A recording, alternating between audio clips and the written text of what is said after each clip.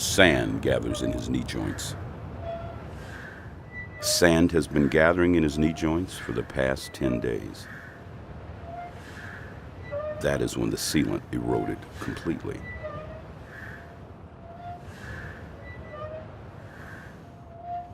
Sand gathers in his knee joints at 16 to 32 granules per minute, depending on the wind speed. 8 to 10 are forced out by the still functioning internal defenses, but clearly, this leaves accumulation. With effort, he modifies his walking method, taking more abbreviated steps, allowing less exposure of the vulnerable area. Now there is slightly less accumulation, but still, ground is lost. Another minute passes, and another 17 granules come in. 9 are pushed out. Somewhere along this long line of the horizon, he theorizes, is a place where they still exist. The things that built the assembly and the city. Series and series ago, somewhere, something had to have built them, or so he reasoned.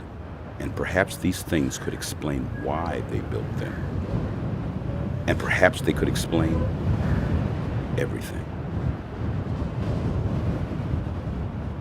His co-workers at the assembly had clicked and hissed at him when he said he would leave. But what else is there, he questioned?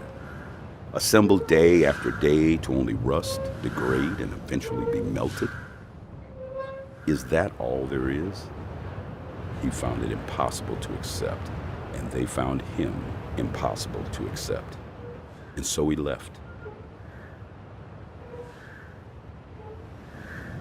He is sharply aware he may not reach his destination, if such a destination even exists.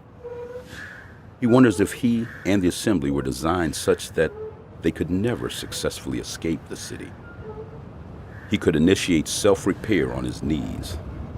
He has reserves of the sealant in his neck cavity, but this, by his estimation, would allow into his knee 73 to 106 granules and be far too temporary a fix to make the excess granules acceptable.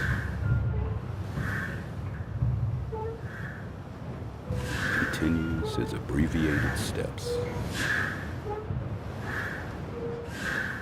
He begins a diagnostic on his elbows, wondering how long his arms can carry him after his legs have failed to do so. Another minute passes. Another 22 granules come in. 8 are pushed out. He focuses on the horizon and tries to think. It is beautiful.